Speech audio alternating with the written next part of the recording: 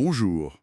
Aujourd'hui, on explore une vision assez fascinante, je trouve, celle d'un agentic web. Hmm, L'idée, c'est un futur où des agents logiciels autonomes, eh bien, ils interagiraient pour transformer notre façon de travailler. Plus vite, plus intelligemment. c'est ça, la promesse est là, c'est certain, plus d'agilité aussi. Mais les documents qu'on a pointent un vrai défi. Ah oui? Lequel? Le problème, c'est pas tant de créer ces agents IA, la technologie avance vite. Le vrai nœud, c'est de les intégrer de manière fiable, contrôlée dans les vrais processus métiers. D'accord. On voit beaucoup d'expérimentations, c'est vrai, mais... Exactement. Beaucoup de pilotes, de preuves de concept, mais peu de déploiements à grande échelle qui changent vraiment la donne au quotidien. C'est là que ça coince souvent. Et c'est là qu'intervient la solution proposée dans nos sources WorkflowGen. C'est présenté comme une sorte de chef d'orchestre. C'est l'idée, oui. Une plateforme pour orchestrer, pour faire le lien entre ces agents IA, les systèmes déjà en place dans l'entreprise, et puis les humains, bien sûr. Donc notre objectif, c'est de voir comment WorkflowGen utilise des briques comme les agents IA eux-mêmes, le RAG et le MCP pour rendre cette vision bien opérationnelle. C'est tout à fait ça. WorkflowGen comme le pont vraiment entre cette vision un peu futuriste et la réalité de l'entreprise. D'accord. Son rôle, c'est d'orchestrer ces agents qui peuvent venir de différents horizons, hein, pas un seul fournisseur, mais surtout d'assurer la gouvernance, la traçabilité et, point crucial, garder l'humain dans la boucle. Le fameux Human in the Loop. Pour les décisions importantes ou les cas un peu limites, j'imagine. Voilà. Pour garder le contrôle, pour valider, pour traiter les exceptions, c'est fondamental pour la confiance et la sécurité. Et ça se connecte aux outils existants, type Microsoft 365, SAP, sans tout devoir réinventer. Ça, c'est un point important pour les entreprises. Ah oui, crucial. Pas de Big Bang, on s'intègre à l'existant. Et les sources insistent aussi sur la flexibilité. On n'est pas pieds et poings liés à un seul fournisseur d'IA. On peut choisir le meilleur agent pour la bonne tâche. Une approche best of breed, en quelque sorte. Et avec des outils low-code pour aller plus vite sur la conception des workflows. C'est ça. Pour que la mise en place soit plus agile. Alors, si on regarde les composants clés, d'abord les agents IA dans WorkflowGen. Comment on peut se les représenter? Comme des employés virtuels intelligents. On peut dire ça. Des entités logicielles qui exécutent des tâches précises dans un processus. Valider une donnée, router une demande, envoyer une communication.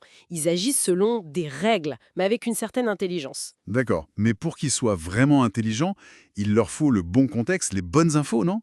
C'est là que le RAG intervient. Retrieval Augmented Generation. Exactement. Le RAG, c'est ce qui permet au cerveau de l'agent, le modèle de langage, d'aller chercher des informations spécifiques à l'entreprise, des infos à Ah, jour. donc pas juste sa connaissance générale apprise sur Internet. Non, justement, il va puiser dans la base de connaissances internes, les documents projets, l'historique d'un client. L'exemple type, c'est l'agent de support. Avant de répondre, hop, il utilise le RAG pour voir l'historique du client, les procédures spécifiques. Et ça rend sa réponse beaucoup plus pertinente, plus exacte. Voilà, pertinence et exactitude dans le contexte précis de l'entreprise. C'est ça la force du RAG. Ok, je vois. Le RAG donne le contexte. Mais comment l'agent, concrètement, il accède à ces données? Ou comment il interagit avec, disons, un CRM pour créer un compte. Alors là, c'est le rôle du MCP, Model Context Protocol.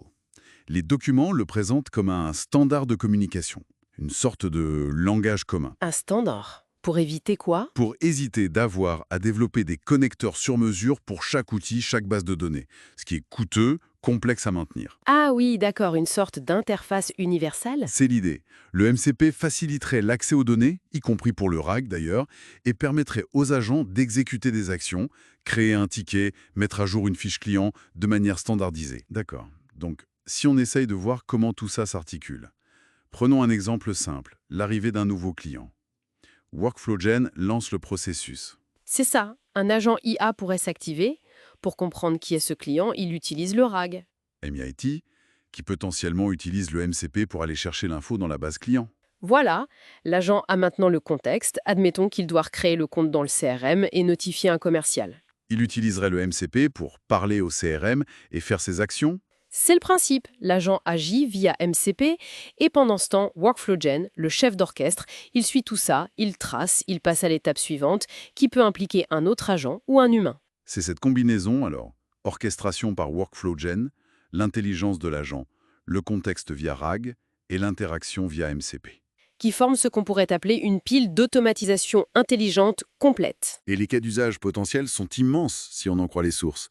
Service client ultra personnalisé, traitement de documents, gestion des risques. Oui, chaîne d'approvisionnement adaptative, support aux employés, même accélération de la R&D. Partout, il y a des processus avec des tâches répétitives, mais qui nécessitent un peu d'intelligence et de contexte. Avec à la clé les bénéfices qu'on imagine.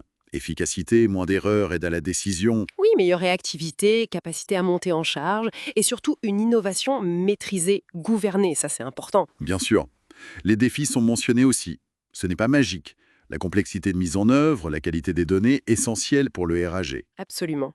Et puis la sécurité, la gouvernance des agents eux-mêmes, les coûts, l'accompagnement au changement dans l'entreprise, l'éthique, ce sont des points de vigilance majeurs. On ne peut pas les ignorer. Non, c'est clair. La puissance est là, mais elle demande une approche sérieuse et encadrée. Donc, pour résumer ce qu'on a lu, l'idée forte derrière WorkflowGen, c'est vraiment de dépasser les expérimentations IA isolées. C'est ça, passer à l'échelle. Permettre une automatisation intelligente qui soit fiable, gouvernée, intégrée en orchestrant ces différentes briques. Agents, RAG, MCP. Le message, c'est que l'avantage concurrentiel demain, ce n'est plus seulement d'imaginer cet agentic web. Mais c'est d'avoir la capacité de le rendre concret, opérationnel et d'en tirer de la valeur dès maintenant. Tout à fait. Et ça nous amène à une dernière question, peut-être, pour ouvrir la réflexion. Au-delà de l'assemblage technologique, aussi prometteur soit-il, avec les agents, le RAG, le MCP, Hmm. quelles sont les transformations plus profondes au niveau de l'organisation, de la culture d'entreprise, qui sont indispensables pour vraiment exploiter cette puissance IA? Est-ce que la technologie seule suffit? C'est une excellente question. Probablement pas non. Ça demande aussi de repenser les rôles, les compétences, la collaboration homme-machine.